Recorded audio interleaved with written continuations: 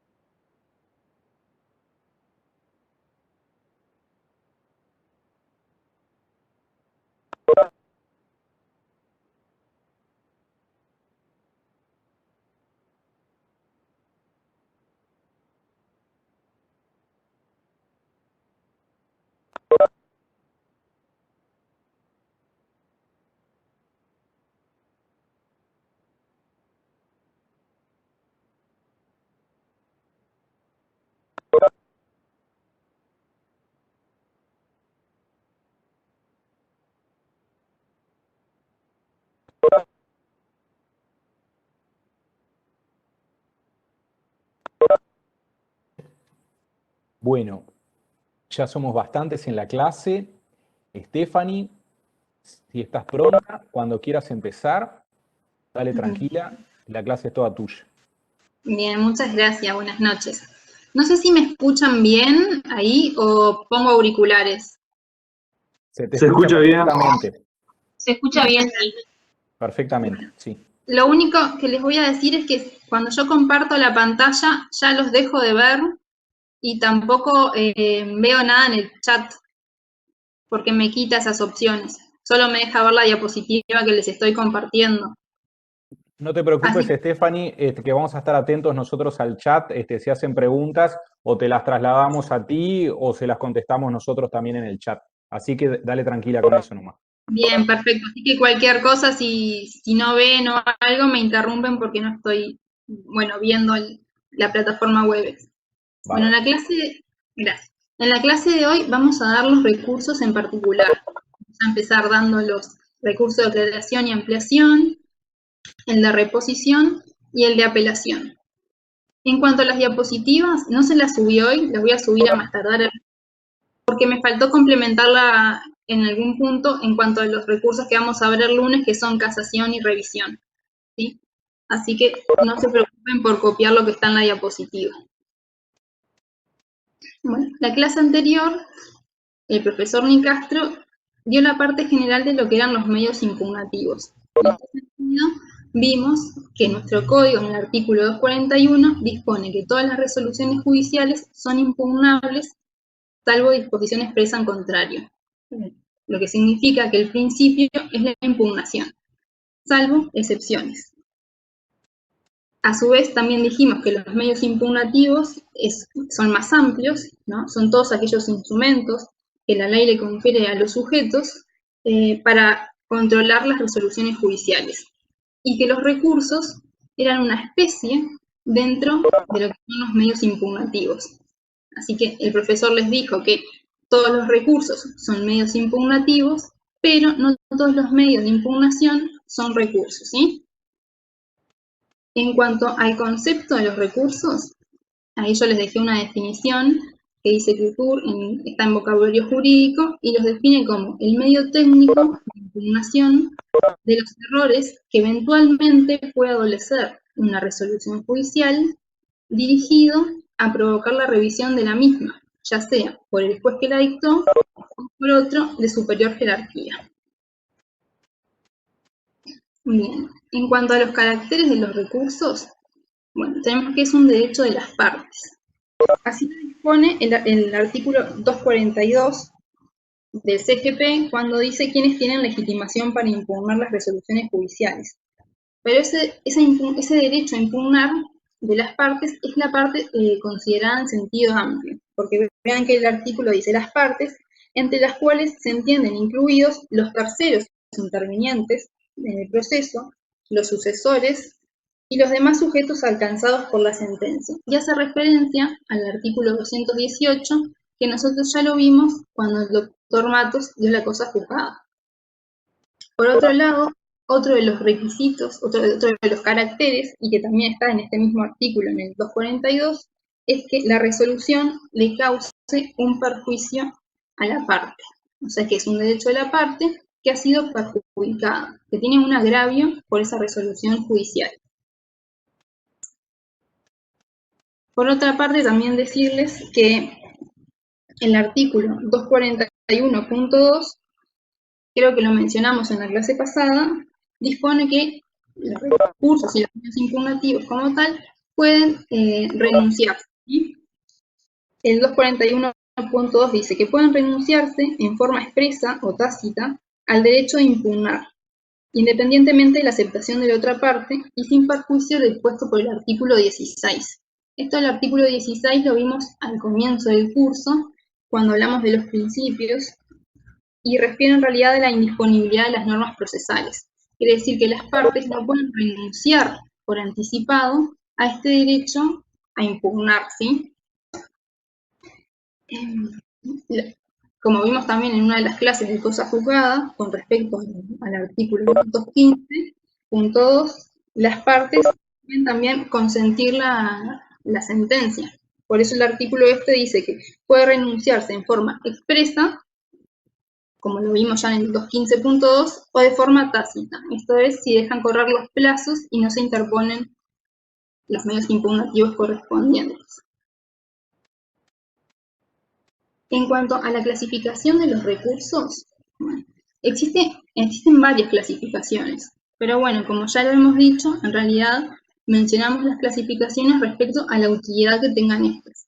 Entonces, me pareció oportuno para esta instancia solo darles estas dos clasificaciones, que son por lo general las que se van a encontrar generalmente en los manuales. Que clasifica los recursos en ordinarios u extraordinarios.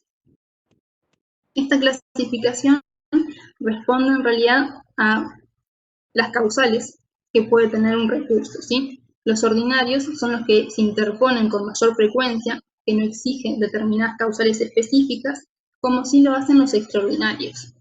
¿Sí? Los recursos extraordinarios requieren causales específicas que se encuentran en la norma. Por ejemplo, los ordinarios tenemos aclaración, ampliación, reposición y apelación. En cambio, extraordinarios, ya que requieren una causal específica, tenemos los de casación y los de revisión, y el de revisión, perdón. Por otra parte, en la doctrina, solo aspecto de mencionarlo, anteriormente esta clasificación la hacían respecto de aquellos recursos que se podían interponer a una sentencia que había ya pasado a una autoridad de cosa juzgada. Pero bueno, nosotros por este momento vamos a quedarnos con la primera clasificación que yo le di, que dependía de las causales por la cual se puede recurrir una resolución. Y la otra clasificación es aquellos que son resueltos por el mismo tribunal que dictó la resolución recurrida, que también se nombran como de autocontrol, porque es el mismo tribunal que la dictó quien va a resolver sobre el recurso, y los de heterocontrol, que son aquellos que son resueltos por un tribunal superior. Como ejemplo de los resueltos por un tribunal superior, tenemos la apelación, la casación y la revisión. Y por el mismo tribunal tenemos la aclaración, ampliación y reposición, como lo vamos a ver ahora. Bueno, en cuanto a qué recursos dispone la norma, ya los mencionamos la clase pasada, pero por las dudas lo dejé acá, que es aclaración, ampliación, reposición, apelación, la queja, que se puede dar por denegación de la apelación, de la casación o la defensa de inconstitucionalidad, la casación y la revisión. Bien. Y ahora vamos a pasar a empezar a dar los recursos en particular, ¿sí? Vamos a ir por el mismo orden que... esperen que se me faltó una partecita, perdón. La admisibilidad de los recursos. Esto lo dijo el profesor la clase pasada, cuando hablaba de los requisitos de la impugnación, pero bueno, ahora lo repasamos a los efectos de los recursos, y podemos tener requisitos objetivos, ya lo vimos que se trata de una resolución impugnable, y a su vez también hay un requisito de formalidad, es decir, de lugar, de tiempo y forma, ante quién se interpone, en el plazo que se debe interponer y en la forma. Y por otra parte también tenemos requisitos subjetivos, ¿sí? Que hacen a la legitimación y al agravio o perjuicio. Eso lo vamos a ver bien después, cómo es que se fundamenta. Bueno, entonces para empezar, como les dije, vamos a ir por el mismo orden que tiene el código, y vamos a empezar con el recurso de aclaración y ampliación, que está dispuesto en el artículo 244. ¿Sí? En cuanto a la naturaleza de este recurso, bueno, antes, en su anterior regulación, antes del CGP, se decía que tenía dificultades en cuanto a si era considerado o no un recurso, porque lo que sucedía es que los recursos de aclaración y ampliación no consistían en un ataque, digamos, al expresado en la resolución judicial, sino que era una petición que se hacía para explicar esa resolución. Y por otro lado, también se cuestionaba sobre a qué resoluciones les era aplicable, porque además, primero porque no se se regulaba en el capítulo de recursos y por otra parte porque estaba mencionado cuando se regulaba las sentencias definitivas. ¿Sí? Estas dificultades de si eran recursos y a qué resoluciones de ser impugnable, bueno, esto fue superado ya con el CGP porque está regulado en la parte de los recursos y además el código lo nombra claramente como recurso de aclaración y ampliación, ¿sí? Así que estas dificultades de interpretación ya quedaron superadas con el código.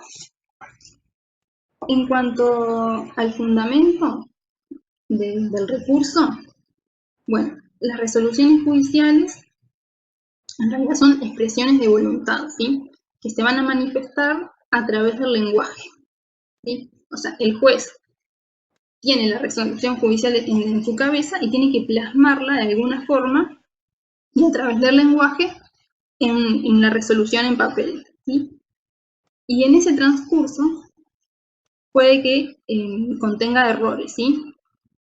O que no se entienda, digamos. Eso está relacionado con los requisitos que debe tener la sentencia, con las características que debe tener la sentencia, perdón, conforme al artículo 198. Así que dice que la sentencia debe ser expresa, positiva y precisa. Ahí un poco tenemos lo que es el fundamento de estos recursos.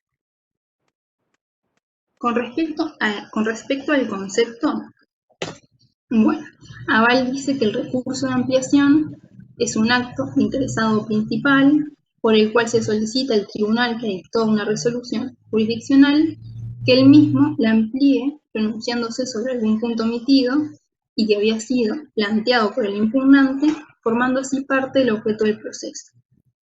Otra definición, y para aclarar un poco, para que se comprenda mejor, es la de Barrios, que dice que en tanto quien deduce un recurso de ampliación no entiende que está mal redactado o construido el pensamiento, sino lo que objeta es la falta de una decisión.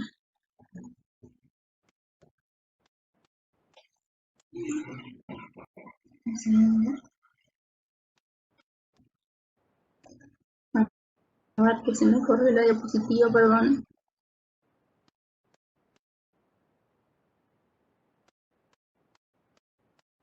Ahí. Vimos recién que están regulados en el artículo 240. No lo voy a leer todo, pero el punto 1 dice que se podrá aclarar el recurso de aclaración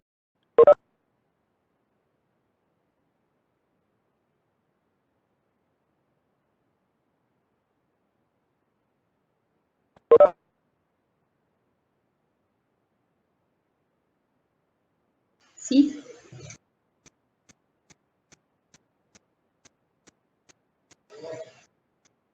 Voy. No se escucha. No sé si. Sí, no se está ¿En qué escuchando parte la se clase. cortó? ¿Me escuchan? Ahora sí. ¿Ahí me escuchan? Ahora sí. Sí, ahora sí. ¿Ahora me escuchan? ¿En qué parte se cortó? Cuando ibas a comentar el 244.1. Ah, bien. Bueno, vuelvo entonces ahí. Estos recursos están regulados en el 244, ¿sí? Y lo que dice el 244 es que se podrá aclarar, o sea, procede el recurso de aclaración cuando se entienda que hay que aclarar algún concepto oscuro o palabras dudosas, ¿sí?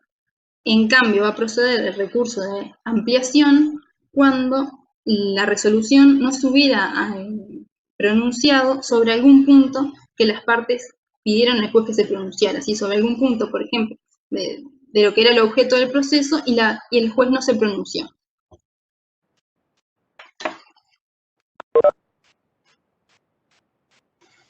En cuanto a la legitimación,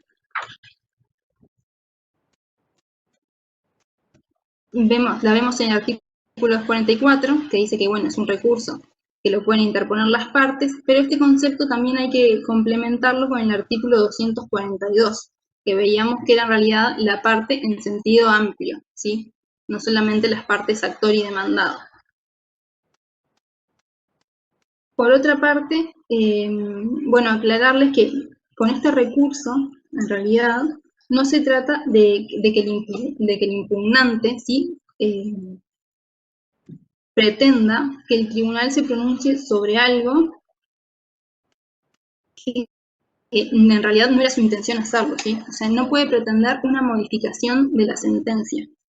Si esto es lo que se solicita con los recursos, en realidad se van a desestimar, ¿sí? Porque es específicamente para supuestos de conceptos oscuros, palabras dudosas u omisiones.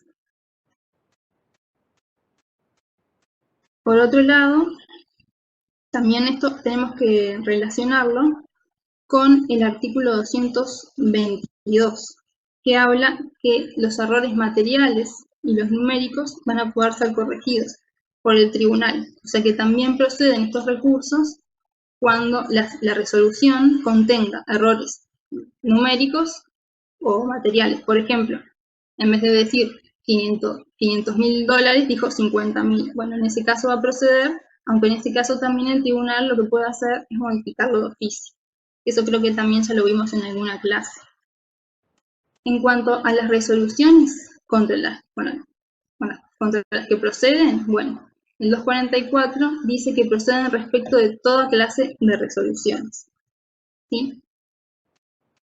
Por otro lado, también debemos de ver si el recurso de declaración o ampliación es admisible de oficio. Y acá, en realidad, tenemos que ver el artículo 214, cuando son las providencias de trámite, que en realidad el tribunal siempre las va a poder modificar cuando no haya operado la prevención, ¿sí? No haya precluido. Después, las providencias interlocutorias, con respecto al artículo 50, numeral 2, y en cuanto a las sentencias definitivas, el artículo 222, numeral 2, bueno, solamente va a poder modificarlo, como lo dijimos recién, en cuanto a los errores materiales y numéricos.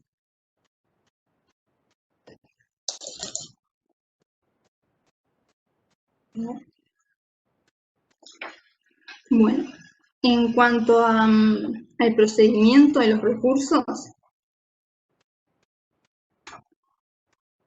tenemos que distinguir si la resolución es dictada en audiencia o si la resolución es dictada fuera de audiencia, ¿sí?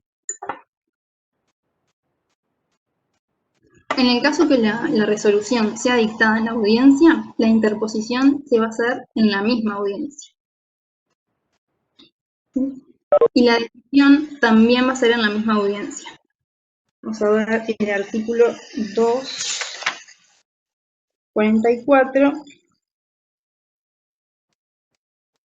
que dice: el tribunal, a petición verbal de cualquiera de las partes, formulada en la audiencia o diligencia en la que se pronuncie la providencia, o en solicitud escrita presentada entre los 3 días siguientes a la su notificación, si se tratara de providencia dictada fuera de audiencia, pues sentencia definitiva, podrá aclarar algún concepto oscuro. Bueno, esto es lo que vimos recién. Así que, si es una resolución dictada en audiencia, dijimos que la interposición es en la audiencia y la decisión es en la misma audiencia. Si es una resolución dictada fuera de audiencia, bueno, la parte va a tener un plazo para interponer recurso de 3 días. Y el juez también, para decidir, va a tener un plazo de 3 días. Yo ahí le ponía lo de sustanciación, porque en realidad el código no prevé que estos recursos se sustancien. ¿Qué quiere decir? Que no prevé que se le dé la oportunidad a la otra parte de expresarse sobre el recurso que está interponiendo, ¿sí? O sea que el juez lo va a decidir sin darle traslado. En cuanto a los efectos, va a ampliar, aclarar, ampliar o niega, porque no son procedentes los recursos, ¿sí? Y también tiene una limitación. ¿Qué quiere decir esto? Que puede ser interpuesto una sola vez por cada una de las partes. Quiere decir que si una de las partes interpone el recurso de aclaración o ampliación, la resolución que dicte el tribunal respecto de ese recurso solo va a poder ser impugnada por la otra parte, ¿sí? No por la misma. Y esto trae esto de que, bueno, que es impugnada una vez sola por cada una de las partes, también trae efectos, ¿sí? Entonces, el efecto de esa resolución que aclara o amplía es que va a conformar un único acto procesal con la sentencia que se recurrió, ¿sí? O sea, se va a reputar parte integrante, lo que resuelva el tribunal ahora, se va a reputar parte integrante de la resolución original, ¿sí? O sea, conforman un mismo acto procesal. Y eso, a su vez, trae como consecuencia el tema de los plazos, ¿sí? O sea que una vez que el juez resuelve sobre el recurso interpuesto, a partir de que esa resolución es notificada, ahí las partes van a tener, ahí se va a empezar a contar el plazo que las partes tienen para interponer los otros recursos. ¿Qué quiere decir? Que una vez dictada esta resolución, se les va a abrir la posibilidad de poder impugnarla con los recursos que correspondan. Por ejemplo, podría ser el de apelación.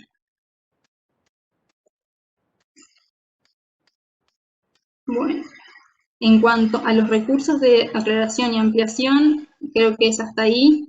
Así que ustedes me dicen si tienen alguna duda o si los profesores quieren agregar algo más.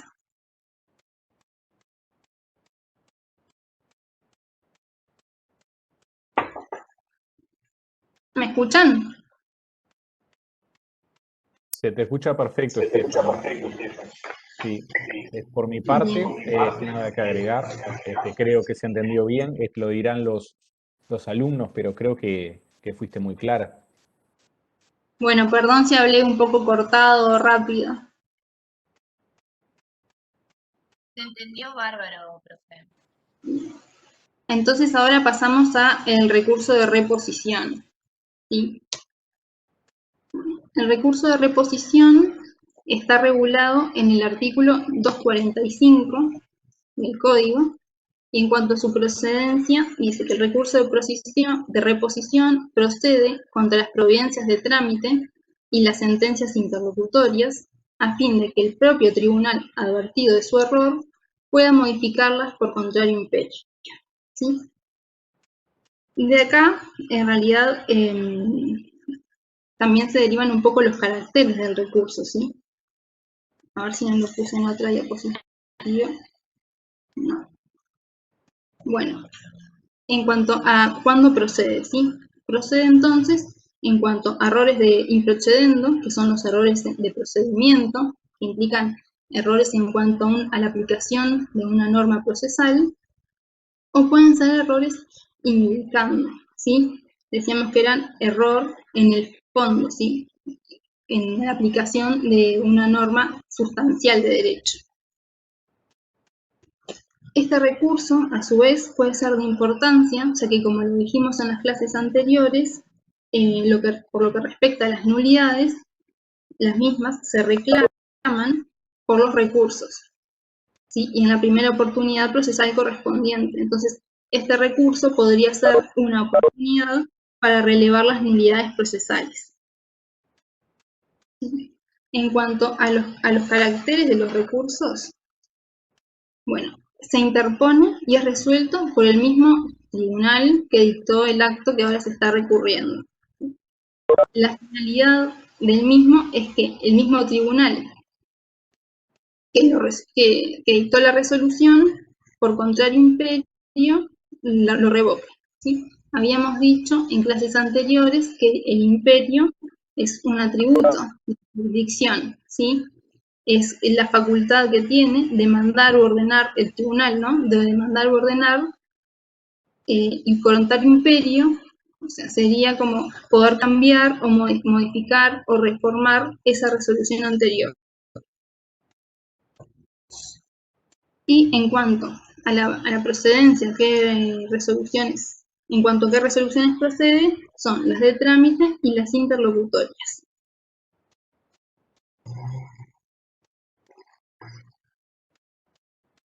Bueno, en cuanto al procedimiento, en realidad vamos a tener que distinguir que estamos ante una providencia de trámite o ante una resolución interlocutoria. Por eso es que los profesores les decían en las clases anteriores la importancia que tiene conocer bien la naturaleza de las resoluciones, ¿sí? Para saber, bueno, cuándo estamos frente a una, cuándo estamos frente a otras, para poder impugnarlas. Bueno,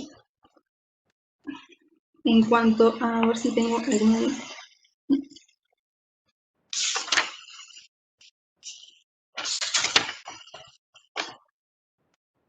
En cuanto a los plazos y procedimientos para interponerla, bueno, si se trata de una providencia de trámite que es dictada en la audiencia, el recurso se debe interponer en la misma audiencia.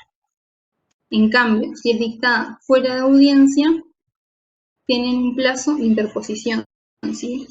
De 3 días.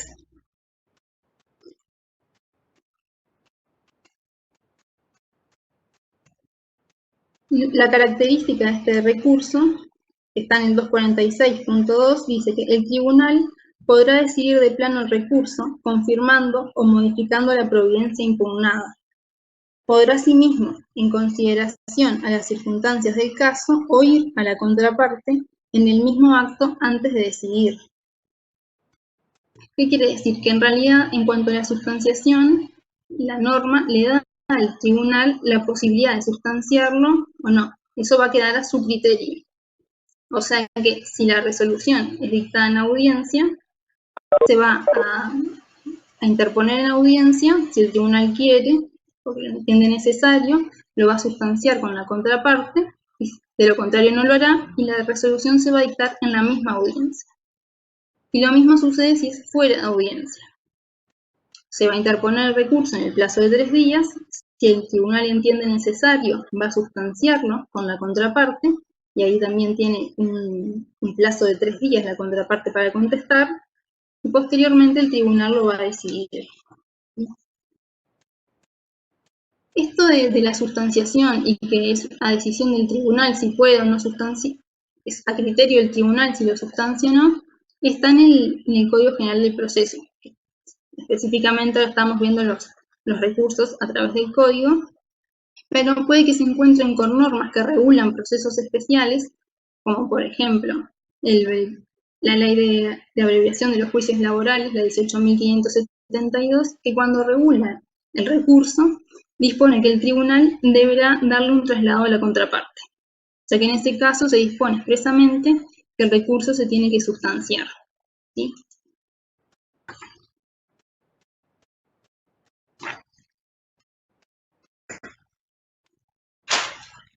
Lo que no está dispuesto, porque vieron que si en realidad se recurre en audiencia, o sea, la resolución es dictada en audiencia y se recurre ahí, el tribunal lo va a decidir ahí. Lo que no está dispuesto por el código es qué plazo tiene el tribunal para resolver el recurso de reposición en caso de que sea una resolución dictada fuera de audiencia.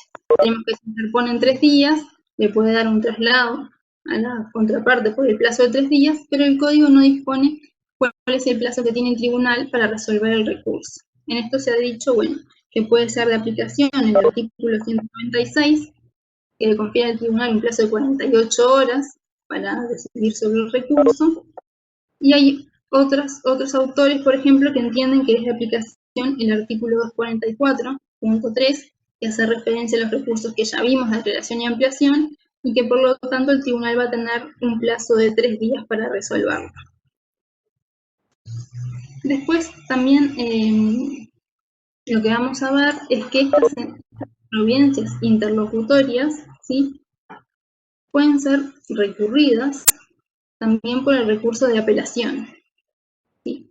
O sea que las providencias interlocutorias pueden ser pasibles de recurso de reposición y además apelación.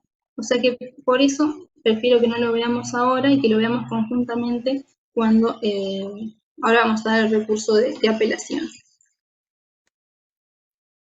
Bueno, y hasta ahí sería lo del recurso de reposición. No sé si tienen alguna duda o si el profesor quiere agregar algo.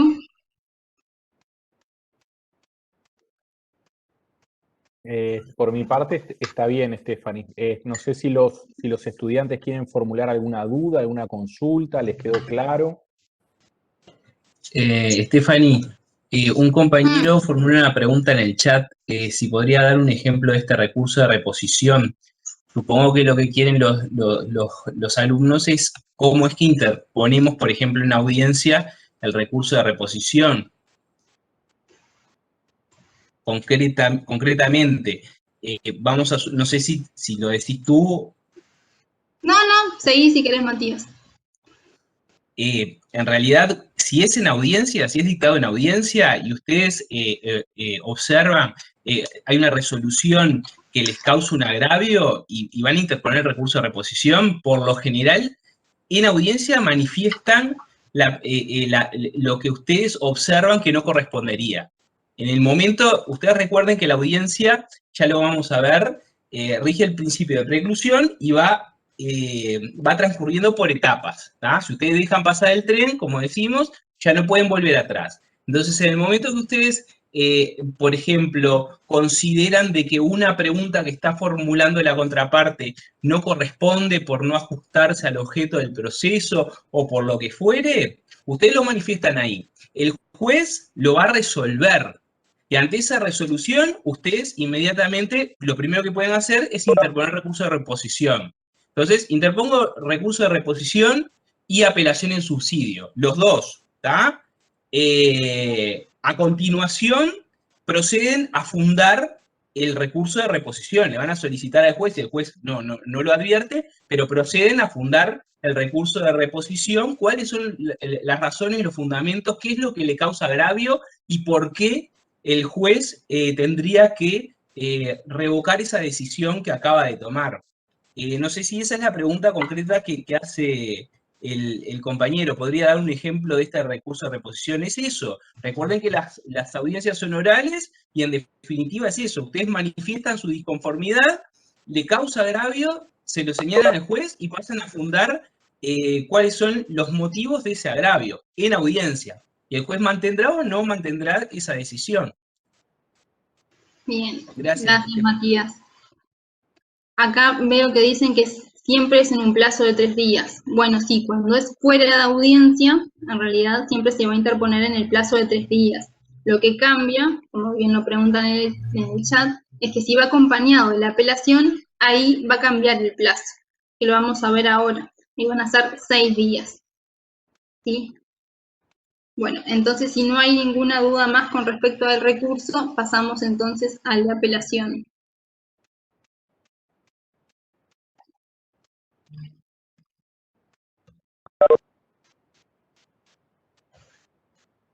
Bien, en cuanto al recurso de apelación, el marco normativo, que me faltó ponérselos ahí, está dado por el artículo 241 de la Constitución, en cuanto prevé la existencia de los tribunales de apelaciones, el cual implica la posibilidad de revisión mediante este recurso ante esos tribunales. También el artículo 8, numeral 2, de la Convención Americana de Derechos Humanos, que ya lo hemos mencionado, que garantiza el derecho al recurso ante un tribunal superior. Y también tenemos el artículo 22.3 del Código, que establece que todo proceso tendrá 2 instancias, excepto aquellos asuntos que la ley establezca expresamente tramitan en una instancia única.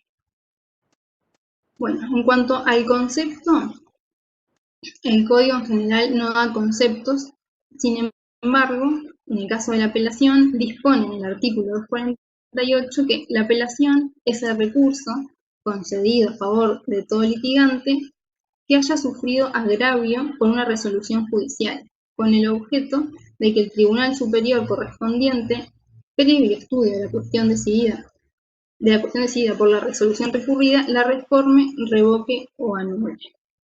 ¿Sí? Bueno, y de acá, en realidad, van a surgir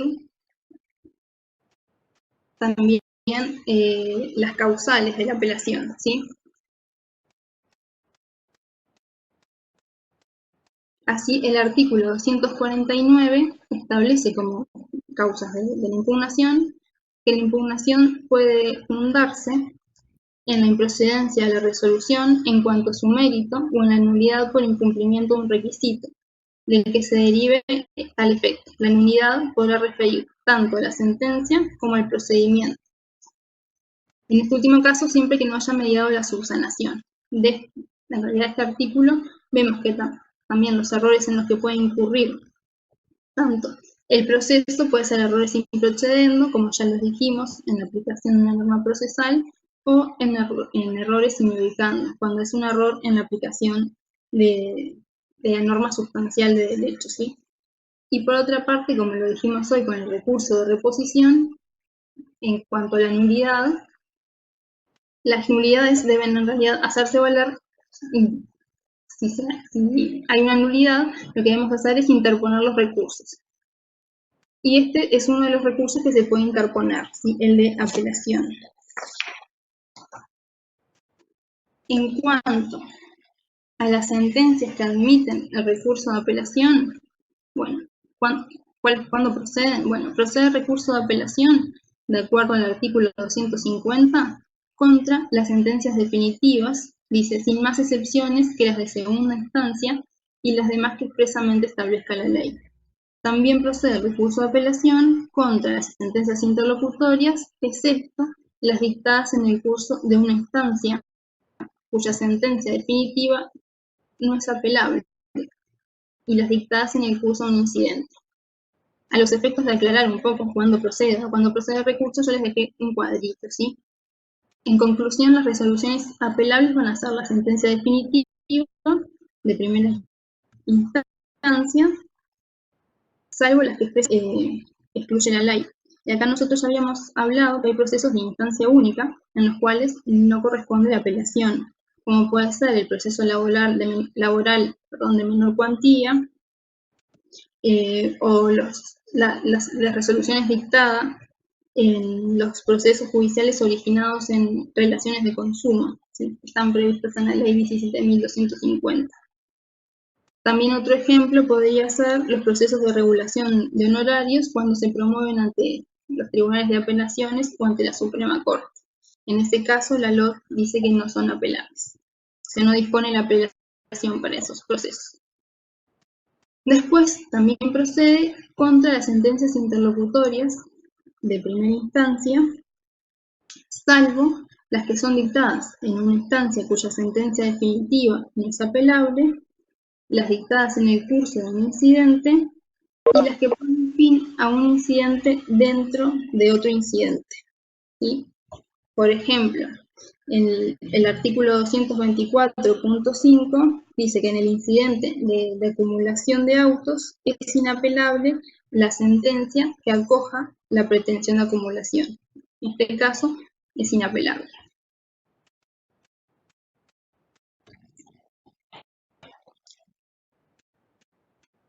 En cuanto a la legitimación, bueno, es lo mismo que dijimos hoy.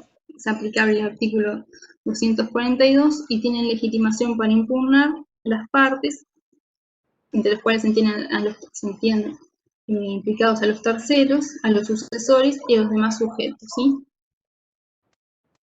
Pero también vieron que dice que siempre que la resolución le cause un perjuicio. Bueno, y acá ingresa el concepto de lo que es el agravio, ¿sí? Les puse que el agravio, que también ya lo habíamos dicho, es el perjuicio concreto que le causa la resolución judicial a quien está impugnando, ¿sí? En este sentido, el agravio debe ser cierto, ¿sí? Se dice que en realidad el agravio no puede ser potencial o académico, ¿sí? Esto quiere decir que, por ejemplo, si la resolución nos da la razón y condena a todo lo que nosotros pedimos, en realidad no podríamos recurrirla porque no compartimos los fundamentos por los cuales el tribunal llegó a esa resolución. Por eso es que el agravio debe ser cierto y no potencial o académico. Sin embargo, hay que hacer una apreciación en lo que es el agravio eventual, ¿sí? El agravio eventual no está recogido expresamente en el código, sino es algo que ingresó la doctrina y que también lo acepta la jurisprudencia. ¿Y qué significa? Bueno, es que muchas veces el agravio no se va a originar en la resolución que se recurra, en esa sentencia, sino que se va a originar en la posibilidad de que esa resolución sea modificada en la segunda instancia. Por ejemplo, este concepto también y esto del agravio eventual surgió hace mucho tiempo con Gamarra, cuando en realidad le sugirió a los demandantes la conveniencia de recurrir siempre sobre la parte absolutoria de una sentencia, ¿sí? Por ejemplo, para que se vea mejor, si una persona demanda a otras dos personas, ¿sí? Y en realidad la resolución condena solo a una y le dan en todo lo que pidió la parte actora, se lo concede en la sentencia, la parte actora no tendría agravio, porque uno de los codemandados fueron condenados. Lo que va a pasar generalmente es que ese codemandado que fue condenado va a apelar, porque él sí tiene un agravio. Y ahí lo que sucede es que en caso la parte actora no puede apelar porque no tiene un agravio actual, específico. La parte demandada sí va a apelar porque lo condenaron, uno de los codemandados, perdón, y lo que va a suceder es que si el tribunal absuelve al que condenaron en primera instancia, en realidad no va a poder condenar al que absolvieron en primera instancia. No sé si se entiende. Y no va a poder condenarlo porque en realidad la parte actora no recurrió. Voy a poner el chat para ver si dicen algo en cuanto al agravio eventual. No sé si se entendió con la explicación que di o si les quedó alguna duda. Si puedo repetir, sí, repito. Que en realidad dijimos que el agravio tiene que ser cierto, ¿sí? Pero sin embargo, existe una creación, bueno, doctrinaria, porque no está recogida en el código, pero que sí la acepta la jurisprudencia, de lo que se llama el agravio eventual, ¿sí? Y lo que sucede con esto es que muchas veces el agravio no se va a originar en esa sentencia de primera instancia, porque como dije en el ejemplo, por ejemplo, A va a demandar a B y C por un accidente de tránsito en 500.000 pesos por diferentes rubros. Los demanda a ambos. El tribunal va a condenar a B por todo ese dinero. Entonces, ¿qué sucede con A? El actor no tiene agravio, porque en realidad condenaron en todo a uno de sus codemandados, ¿sí? Pero ¿qué pasa si ese B, el que fue condenado, apela? Y el tribunal entiende que sí, que en realidad no correspondía condenar a B y lo absuelve. Vamos a tener dos personas absueltas, uno en la primera instancia y el otro en la segunda instancia. Y como el actor en realidad no apeló en realidad porque no tenía un agravio específico en ese momento porque le habían concedido todo lo que había reclamado, no podía apelar contra el otro que había absuelto en la primera instancia, ¿sí? Y aunque jurídicamente se considere que corresponde la condena al absuelto en primera instancia, el tribunal de alzada no va a poder condenarlo porque no existe un agravio en cuanto a esa persona, salvo el supuesto de que la parte actora, ahí sí, puede apelar para que en caso de que absuelvan al que hoy condenaron, bueno, condenen al otro. Y eso es lo que sería el agravio eventual. Yo no tengo un agravio ahora, pero puedo apelar por el agravio que me puede suponer una absolución a la persona que hoy condenaron en segunda instancia. No sé si ahí se entendió.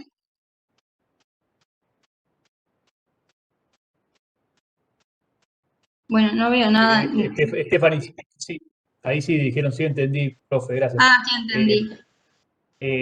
Digo, para poner otro ejemplo, porque yo me acuerdo cuando era estudiante, es un supuesto bastante difícil de visualizar. Por ejemplo, además del caso que le ponía la profesora, imagínense un demandado que contesta la demanda e interpone varias excepciones previas. Por ejemplo, vamos a ver más adelante, pero dos excepciones previas son la manifiesta falta de legitimación y la caducidad, la caducidad de la acción del actor.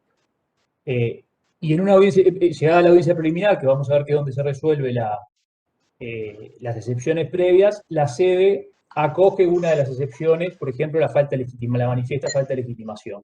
Bien. Ahora, si por ejemplo, si desestimó la otra excepción, que en este caso era la caducidad,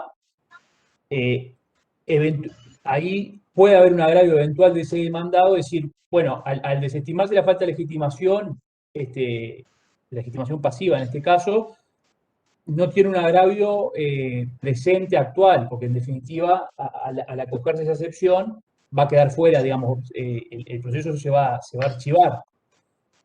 Ahora, eventualmente, ante la apelación del actor, si se revoca, ahí preguntan si apelar, yo puedo contestar sus agravios, adherirme. Bueno, sí, eso lo que plantean ahí en el chat sería para el caso anterior que estaba planteando la profesora. Sí, ahora, en este caso puntual, la apelación sería eventual porque ¿qué pasa? Si el tribunal revoca esa falta de legitimación pasiva, aparece el agravio eventual, deja de ser eventual y ya se hace presente con la otra excepción que me habían desestimado. Simplemente otro ejemplo para tratar de que visualicen, pues, digamos, cuál es el supuesto y la hipótesis. Bien, gracias. Ahí Bien. veo que preguntan si apela, si se puede contestar sus agravios al adherirme. Claro, cuando no hay un agravio en la sentencia inicial en la que vamos a recurrir, la forma de hacer valer ese agravio eventual en realidad es mediante la adhesión, que lo vamos a ver después, la adhesión a la apelación. No sé si alguien más quería agregar algo. Stephanie, si me permitís, sí, simplemente como para redondear, como les decía la profesora recién, el agravio eventual refiere a que el agravio estrictamente no se le causa a la parte por la propia resolución judicial, sino que el agravio estaría dado, y como su nombre lo indica, ante la eventualidad de que la sentencia fuera reformada en virtud de la apelación que interpuso en vía directa la contraparte. Y eso se ve bien claramente con el ejemplo que puso la profesora. Ahí la parte actora no sufrió agravio porque no se condenó a uno de los codemandados, en realidad, o puede decirse que no hay un agravio tan patente. ¿Por qué? Porque se acogió íntegramente la pretensión que dedujo contra uno de los codemandados. Imaginemos que ese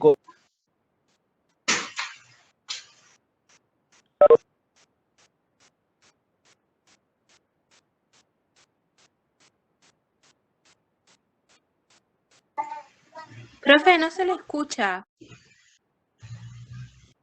Vamos a esperar un segundo a ver si le vuelve el audio. Profesor, ¿no se escucha?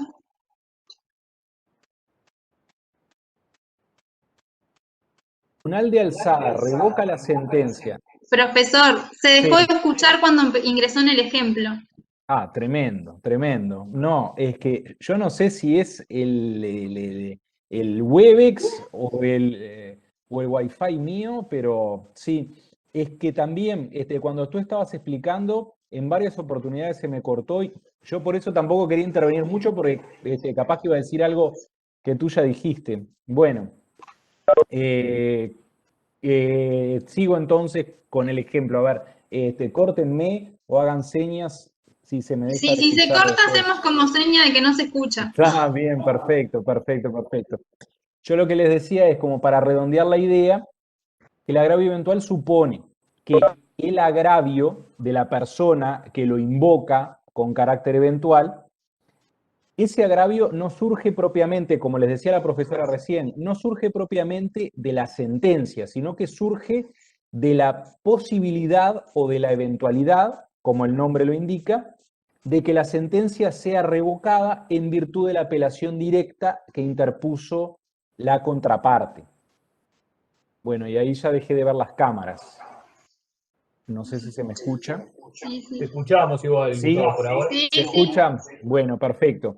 Entonces, ¿cómo operaría o cómo expresarían este agravio eventual? Bueno, poníamos el ejemplo que mencionaba recién la profesora. ¿Sí? La parte actora demanda a dos sujetos, ¿sí? Y solicita que se los condene a pagarle determinada suma de dinero. Entonces, en la sentencia definitiva de primera instancia, se absuelve íntegramente a uno de los codemandados y al otro se lo condena a pagar la suma íntegra que reclamó la parte actora. Entonces ahí podemos decir, bueno, la parte actora en rigor no tendría un agravio tan claro como para apelar por vía directa la sentencia definitiva de primera instancia, porque en definitiva fue condenado uno de los dos codemandados a pagarle íntegramente lo que reclamó y ese codemandado es plenamente solvente, o sea, va a tener dinero como para poder pagarle. Pero ¿cuál es el que tiene el interés directo, ese agravio directo, como para apelar esa sentencia? El codemandado que fue condenado íntegramente. Entonces, el codemandado que fue condenado íntegramente interpone recurso de apelación y lo que solicita es que el tribunal de alzada revoque la sentencia definitiva que lo condenó y en su lugar desestime la demanda dirigida en su contra. Entonces, cuando se le confiere traslado de esa apelación a la parte actora, lo que tiene que hacer la parte actora ahí es decir, primero, como decía uno de los compañeros que formulaba la pregunta, al contestar al recurso de apelación, tiene que decir, no le asiste razón al codemandado si le cupo culpa. Pero tiene que expresar por vía de adhesión a la apelación un agravio eventual expresado en estos términos, ante la eventualidad de que la sentencia definitiva de segunda instancia haga lugar a la apelación interpuesta por el codemandado condenado y por consiguiente se lo absuelva, ante esa eventualidad expreso un agravio y solicito que se condene a pagar íntegramente lo que me debe al codemandado que fue absuelto en primera instancia. Ahí tenemos la expresión del agravio eventual y por eso es lo que decimos, el agravio no está causado por la propia sentencia definitiva de primera instancia, sino por la eventualidad de que la sentencia de segunda instancia revoque la sentencia en los términos que fueron solicitados por el apelante directo. No sé si se entendió, si se me escuchó bien, si se entrecortó. ¿Sí? Se escuchó bien.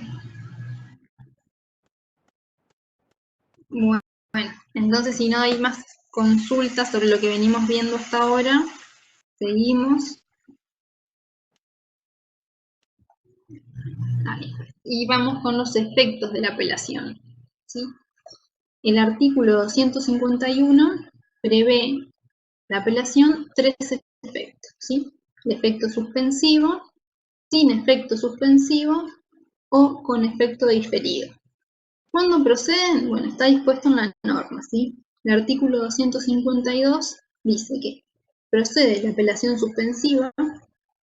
No, perdón, el 252.1 dice la apelación tendrá efecto suspensivo cuando se trate de sentencias definitivas o interlocutorias que pongan fin al proceso y hagan imposible su continuación.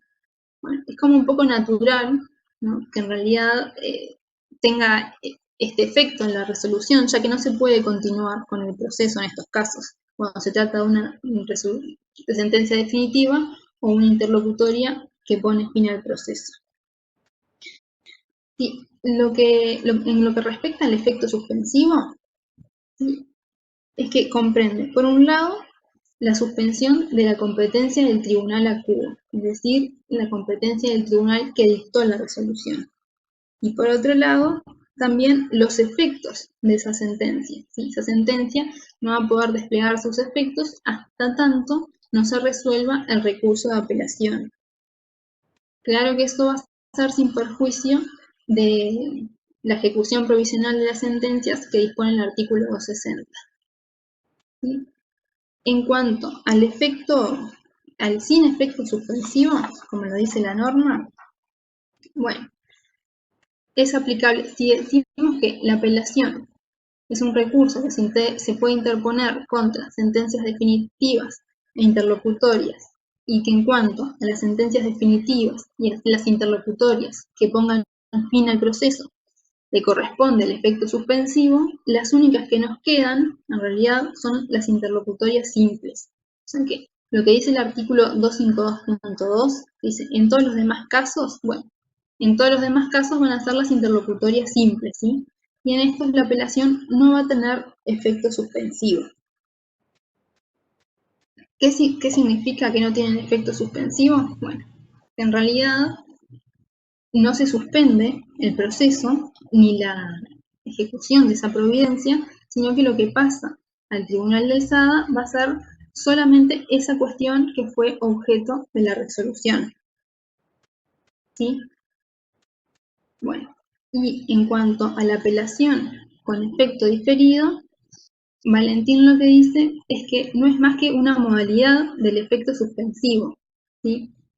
Ya que la interposición se va a dar igual y lo que se suspende en realidad va a ser los fundamentos. ¿Sí? El efecto diferido es contrario al efecto inmediato, lo que supone es una reserva a la parte agraviada. ¿Sí? Se va a interponer el recurso, pero se va a postergar el fundamento para cuando se recurra a la sentencia definitiva. ¿Cómo identificar cuándo procede? Es bastante claro porque la norma dice que la apelación tendrá efecto diferido en los casos expresamente establecidos por la ley. ¿Sí? O sea que tiene que ser específicamente, la norma debe decir, bueno, esta resolución va a ser apelable con efecto diferido. ¿Sí? Ejemplos de eso son el artículo 322.2, en lo que refiere a las sentencias interlocutorias en el incidente, el artículo 342.2, en cuanto a las interlocutorias que resuelven las excepciones en la audiencia preliminar, y el que ya les hemos citado varias veces, que es el 147, que es el que hace referencia a la interlocutoria que se pronuncia sobre la producción, denegación o diligenciamiento de medios de prueba. ¿Sí? Estas resoluciones van a ser apelables con efecto diferido. No sé si en cuanto a los efectos les surge alguna duda. Por su parte también decir, con la modificación de la 1990, en realidad, anteriormente, cuando se recurría una resolución interlocutoria con efecto diferido y no se causaba agravio, nosotros interponíamos el recurso, ¿no? ¿Cuándo lo íbamos a poder fundamentar? En la sentencia definitiva. En cambio, si esa sentencia definitiva no causaba agravio, en realidad no podíamos apelar o fundar el recurso, mejor dicho, por la interlocutoria que habíamos apelado.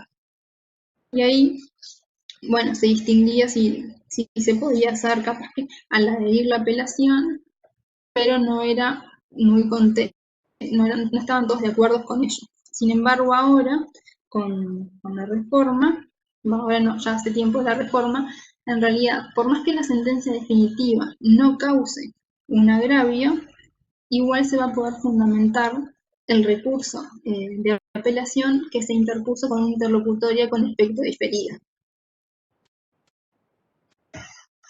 Voy a sacar ahora. Bueno, no sé si quedó alguna duda con respecto a los efectos de la apelación. Por eso es importante saber ante qué resolución estamos. Porque si bien la norma dice que el efecto lo va a decir el juez cuando lo resuelva, ustedes también tienen que controlar que el efecto que le dé el juez sea el correcto. Stephanie, capaz que una de esas ya lo dijiste porque se me entrecortó de vuelta el sonido tuyo. Si fue así, pido disculpas. Pero simplemente para decirles cómo opera y cómo pueden darse cuenta bien cómo es que funciona este efecto suspensivo y el efecto no suspensivo, o la apelación o el franqueo sin efecto suspensivo. Decíamos que el efecto suspensivo suspende la competencia del tribunal acuo, suspende la ejecución de la resolución impugnada y suspende también la tramitación del expediente. ¿Cómo se suspende la tramitación del expediente? Bueno, porque cuando se apela una sentencia interlocutoria con fuerza definitiva o se apela a la sentencia definitiva, lo que se eleva, lo que se remite, lo que se envía a conocimiento del tribunal de alzada, sea un juzgado letrado si la sentencia de primera instancia de un juzgado de paz, sea un tribunal de apelaciones si la sentencia impugnada proviene de un juzgado. Se cortó. No se escucha.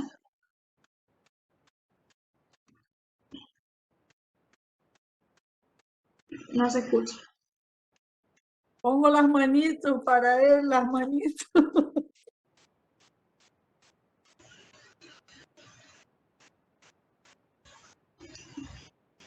Bueno. ¿No se escucha?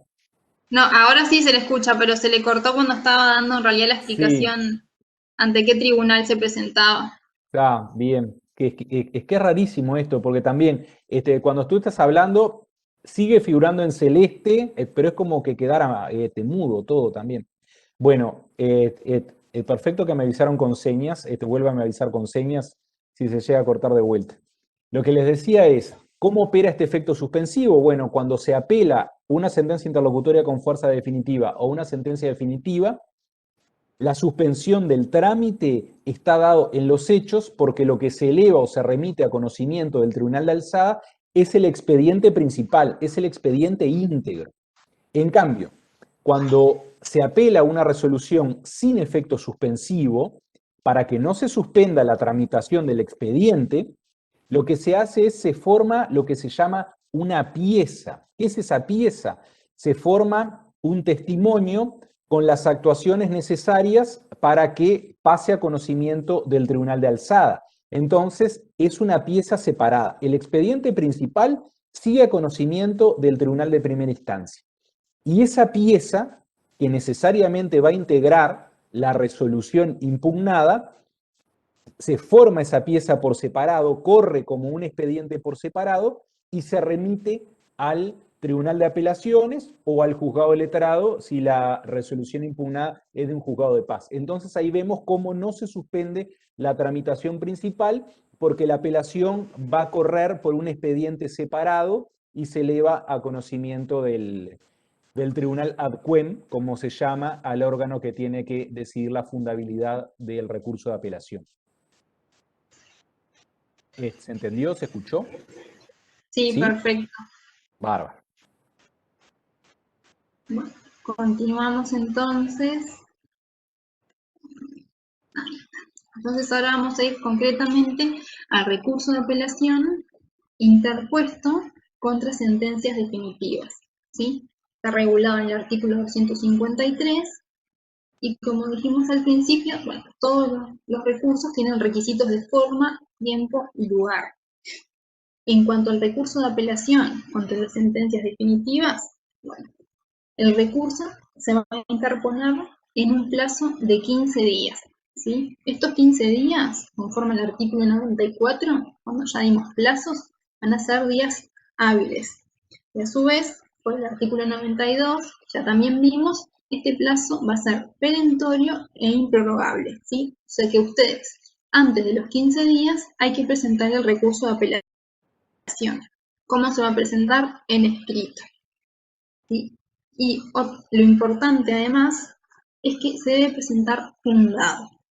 ¿Qué es esto de fundado? Bueno, el artículo 253 establece: el recurso de apelación contra las sentencias definitivas se interpondrá en escrito fundado dentro del plazo de 15 días. Y además, en el inciso 3 agrega: la apelación no fundada se rechazará de plano teniéndose por desistidos los recurrentes. O sea que esto de la apelación fundada significa que la persona, bueno, como ya vimos, tiene que tener un agravio para poder apelar. Y el fundamento consiste en la expresión de esos agravios, ¿sí? De cómo expreso los agravios en el escrito. Y se dice que, bueno, que la expresión de los agravios tiene que ser una expresión crítica, ¿sí? Un análisis razonado y concreto de la sentencia, ¿sí? La parte que está recurriendo, la parte que está apelando, se encuentra en una situación de carga, ¿sí? Tiene la carga de señalar punto por punto los errores del fallo. Y no solamente de señalarnos, sino de dar su explicación de por qué considera que está errónea la sentencia en cuanto a eso y por qué entiende que deberían de hacerle lugar, ¿sí? O sea que decimos que este fundamento tiene que tener los errores en concreto, debe expresar los puntos concretos que le resultan adversos, ¿sí?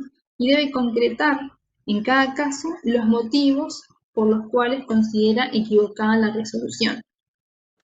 ¿Qué sucede si no lo hace de esta manera? Si no lo hace fundado, con errores concretos, bueno, como dijimos, se lo va a tener por desistido del recurso porque se va a considerar que no está fundado. O sea que la ausencia de una crítica razonada en el pronunciamiento se va a considerar como una inobservancia de la carga de fundar la impugnación y se lo va a tener al impugnante por desistido.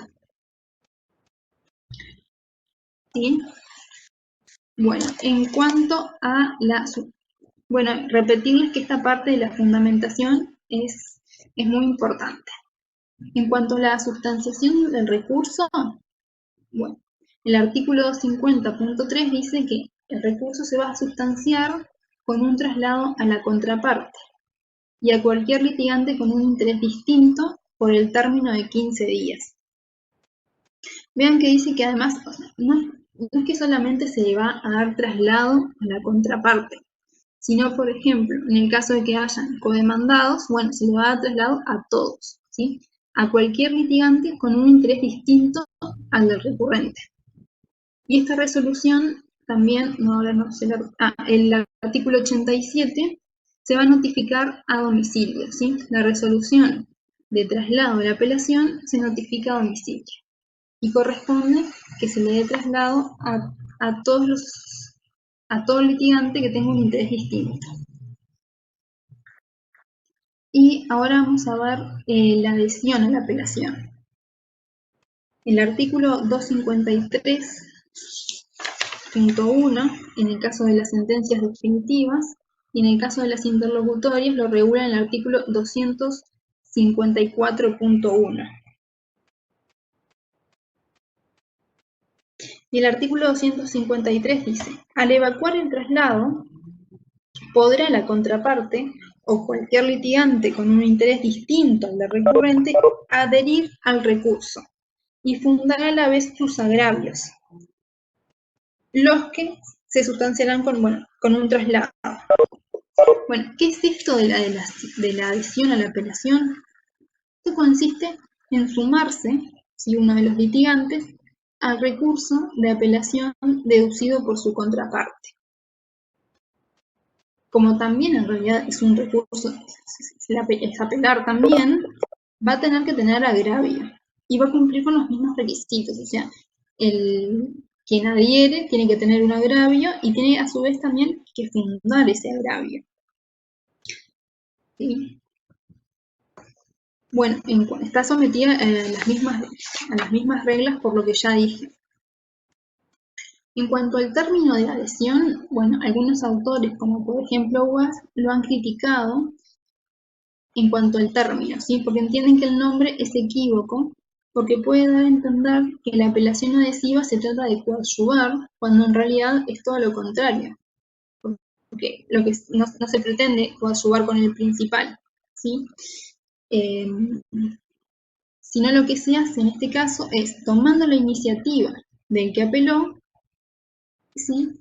Bueno, va a adherir a eso y va a expresar sus propios agravios, que no tienen que ver con los agravios de la otra parte.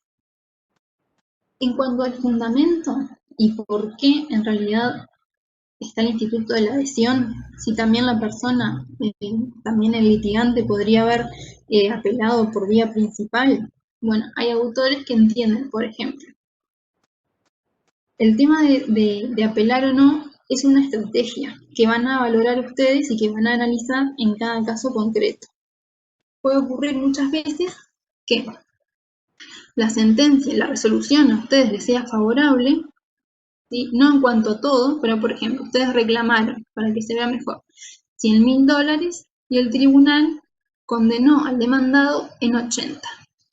Entonces hacen un análisis diciendo, bueno, apelar por esos 20.000, que en realidad le generan agravio, supondría, primero, gastos, no solamente de dinero, sino también de tiempo, que insume la segunda instancia.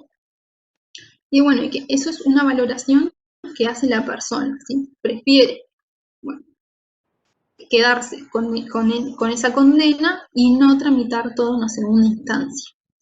En cambio, ve que a los días le llega, ¿sí?, el traslado de la apelación de su contraparte, porque su contraparte, por esa condena que tiene de $80.000, se agravia y apela. Entonces la parte dijo, ay, bueno, no apelé por la parte que me faltaba y ahora se queda sin apelar. Eso sería como un poco injusto que no pueda recurrir por la parte que le agravia a él. Y ese es un poco el fundamento de este recurso, ¿sí? Que el apelante que no lo hizo por la vía principal, una vez que le dan traslado, pueda adherir a esa apelación por los agravios que le cause la resolución. No sé si voy a sacar... No sé si se entendió lo que es la adhesión.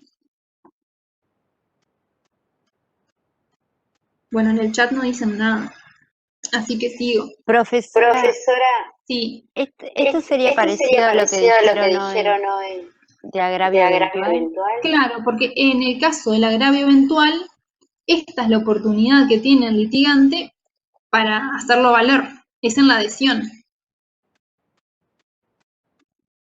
Pero en realidad la adhesión no solamente se va a dar para el caso del agravio eventual. O sea, se va a dar siempre que la parte tenga un agravio, pero no lo haya hecho valer por la vía principal. Como les dije hoy, capaz que la parte hace un análisis y una valoración de lo que lo condenaron y de la totalidad que pidió y lo que no le dieron, y decide, bueno, en realidad por ese dinero prefiero ahorrarme en tiempo, ahorrarme dinero, no pasar por una segunda instancia y no apelar, porque en cuanto al resto le dieron la razón en todo. O sea, condenaron a la otra parte, había pedido 100, condenaron la parte por 80 y dijo, bueno, por los 20 que faltan, prefiero no apelar, prefiero no pasar por la segunda instancia. En cambio, cuando ve que su contraparte sí apela, ahí dice, bueno, ya que estoy, adhiero a su recurso y interpongo, o sea, apelo por la parte que a mí me agravió. Es como que se le abre otra oportunidad. ¿Sí? Y esto hay que diferenciarlo.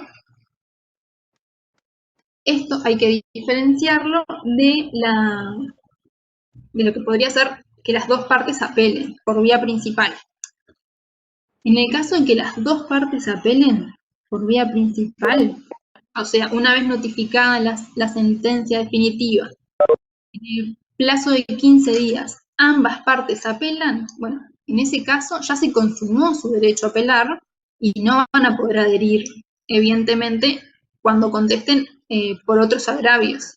Porque, ay, me olvidé de algo y entonces adhiero a la apelación para ahora incorporar otros agravios, ¿sí?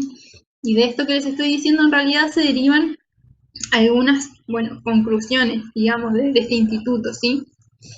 La primera es que la adhesión es un recurso que se adiciona a la apelación, o sea, a la apelación deducida en vía principal, ¿sí? Y no necesariamente versa sobre las mismas cuestiones planteadas que por su contraparte. Por otra parte, para que exista delación se requiere, por un lado, que alguien haya apelado por vía principal, porque si nadie apeló por vía principal, tampoco se les va a abrir a los otros la oportunidad de adherirse, porque no hay una apelación. Y así que requiere que una de las partes apele, para que así le den traslado y ahí pueda adherir. Por otro lado, no podemos apelar por vía principal. ¿Esto qué quiere decir? Necesitamos que la otra parte lo haga, pero no podemos haberlo hecho nosotros, ¿sí? Por ejemplo, la jurisprudencia ha rechazado aquellas adhesiones a la apelación en los casos en que, por ejemplo, estamos ante una sentencia interlocutoria dictada en audiencia, ¿sí? En este caso lo vamos a ver después, pero la apelación se anuncia en la audiencia y se va a se interpone, perdón, en la audiencia y se va a fundamentar en el plazo de 6 días, ¿sí? En ese caso, si ambas partes interpusieron la apelación en la audiencia, pero solamente una de ellas lo funda,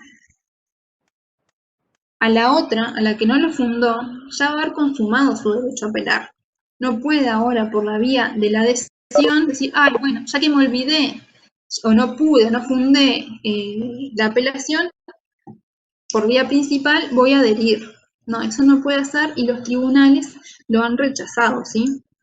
Porque entienden que una cosa es no manifestar la voluntad de impugnar, es decir, bueno, ante ese plazo que se me abre, no impugno, y otra cosa, ¿sí?, es expresar la voluntad de impugnar y después tener una conducta que es incompatible, como no fundar el recurso. Ahí estamos renunciando al recurso, ¿sí? Así que eso no se puede hacer y en realidad los tribunales lo rechazan.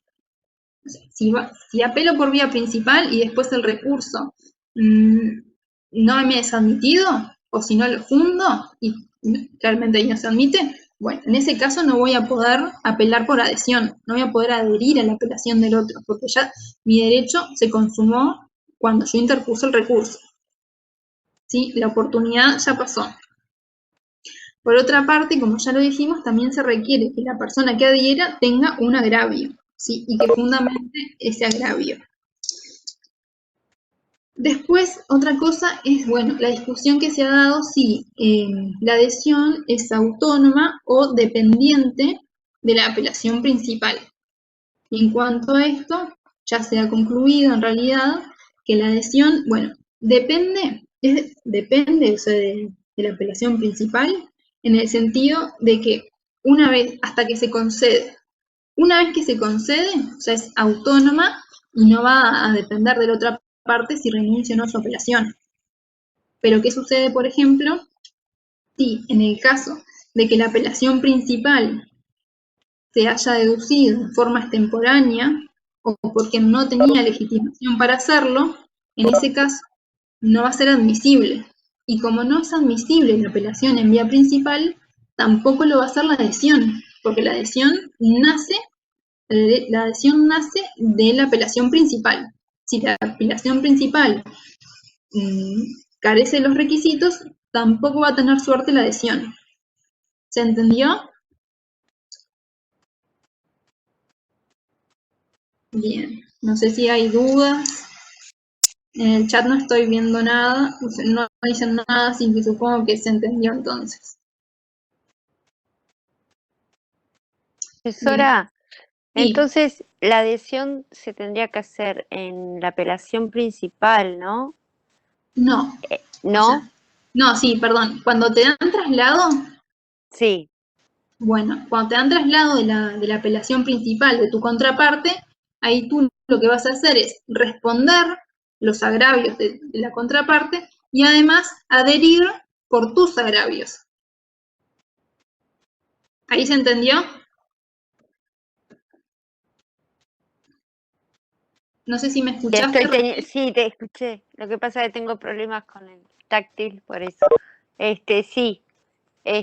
Ahora entendí, sí. Gracias. Bien, se entendió. No, de nada.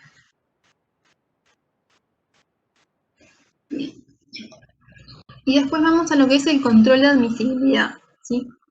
Una vez interpuesto el recurso, el artículo 255 dice que interpuesto en tiempo y forma la apelación, el tribunal la admitirá si fuere procedente y expresará el efecto con el que la admite, ¿sí?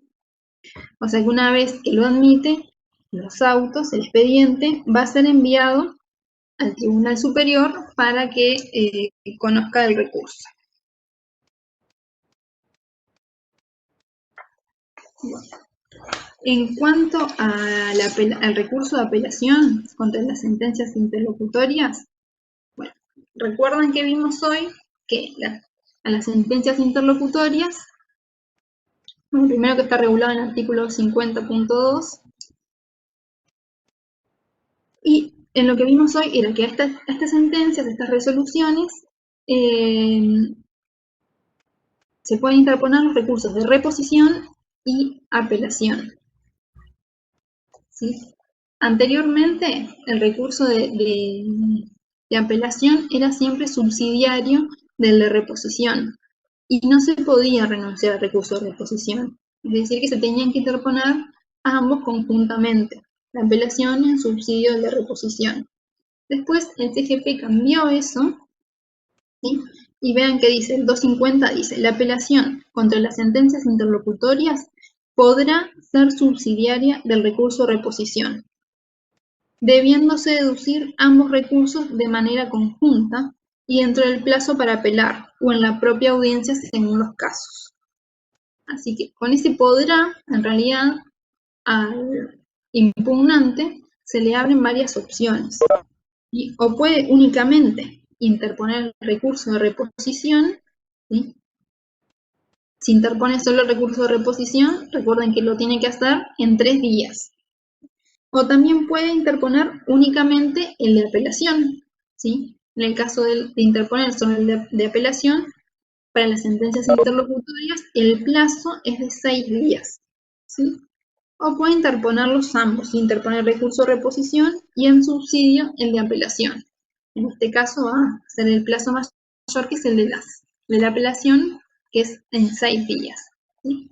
La característica de esto es que haya interpuesto o no la parte el recurso de reposición, el tribunal que dictó la resolución la puede revocar igual, ¿sí? O sea que, interpuesto o no, el tribunal puede revocarla igual por las características que dijimos hoy, porque además está expresamente previsto en la norma, que si no se interpone este recurso, el tribunal igual va a poder revocar la resolución. Recuerden, estamos hablando de las sentencias interlocutorias, ¿sí? Bueno, recordarles también que en caso en que la parte decida interponer solo el recurso de reposición, bueno, ahí se agotó el medio impugnativo que podía utilizar. No es que interpongo el de reposición, veo lo que dice el juez y después en todo caso apelo. No. Si lo van a interponer, tienen que hacerlo de forma conjunta, ¿sí? Uno en subsidio de otra. No puedo interponer uno, ver qué resuelve el juez y después la apelación. No. La ley dice que se interponen de forma conjunta y subsidiaria. Bueno, y ahí tenemos que hacer una distinción en cuanto a la interposición del recurso, sea una interlocutoria dictada en audiencia o fuera de audiencia, ¿sí? Si se trata de una interlocutoria dictada fuera de audiencia, el plazo, como dijimos, va a ser de 6 días. O sea que vamos a tener 6 días para interponer el recurso, va a ser en escrito, de forma fundada, ¿sí? Obviamente ante el mismo tribunal que dictó la resolución, y el mismo plazo va a tener la contraparte para evacuar el traslado, ¿sí? Tiene 6 días también para contestar. En cambio, si es una interlocutoria dictada en audiencia, lo que dice el numeral 2 del artículo 254 es que si se tratare de providencia pronunciada en audiencia, deberá anunciarse la apelación en ella e interponerse y sustanciarse en el plazo indicado en el numeral anterior, que es en el plazo de 6 días. Eso de anunciarse, en realidad Tarío critica un poco este término, porque dice que el término correcto no es anunciarse, sino interponer el recurso, ¿sí? Así que si es una interlocutoria dictada en audiencia, va a tener que interponer el recurso en el plazo, perdón, si es anunciada en audiencia, va a tener que interponer el recurso en la misma audiencia, ¿sí? Y se le va a abrir un plazo de 6 días para fundamentarlo.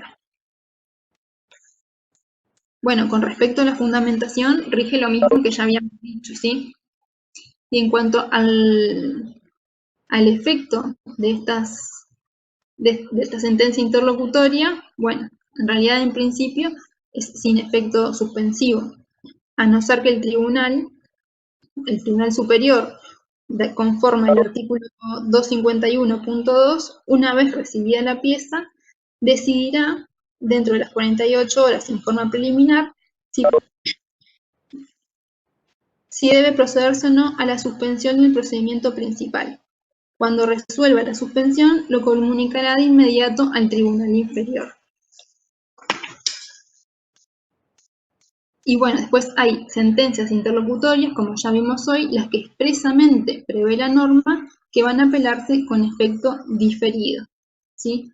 Recuerden que esto es de forma expresa, son aquellos casos que ya dimos hoy. El ejemplo de los incidentes, el ejemplo de la prueba, el artículo 147. Bueno, solamente en esos casos va a ser con efecto diferido. No sé si quedó alguna duda con respecto a la apelación de las interlocutorias.